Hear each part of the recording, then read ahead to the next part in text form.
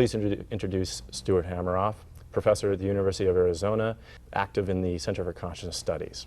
So Stuart, you are on the cutting edge of quantum physics and consciousness, and the intersection of those two. Yes, Greg, I think quantum physics is the key to consciousness. You know, going back to the Greeks, there's been this controversy between whether the brain produces consciousness or some part of consciousness is out in the universe that we access. And quantum physics allows us to sort of bridge that gap and actually favors being able to access parts of consciousness or the essential features of consciousness which are present in the universe by working through the brain.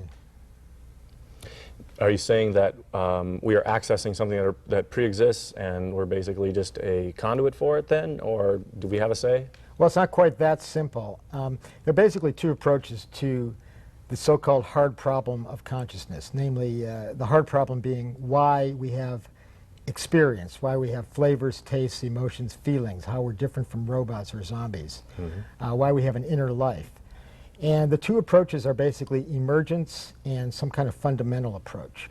Emergence is the idea that conscious experience emerges at sort of a high level of complexity. The brain, like many other systems, being sort of a hierarchy, and if you get complex enough up that hierarchy, voila, some new property emerges, like a storm, for example, a hurricane or a tornado is a pattern that emerges from simple elements, gas molecules, air molecules, working together to make a funnel cloud, for example, or the great red spot of Jupiter, or a candle flame is an emergent property, or the property of wetness from water is an emergent property. So many people think that consciousness emerges as a new novel property at a high level of complexity in this hierarchical system that we call the brain. The problem with that, I think, is that none of these other emergent phenomena are conscious. They don't have conscious experience.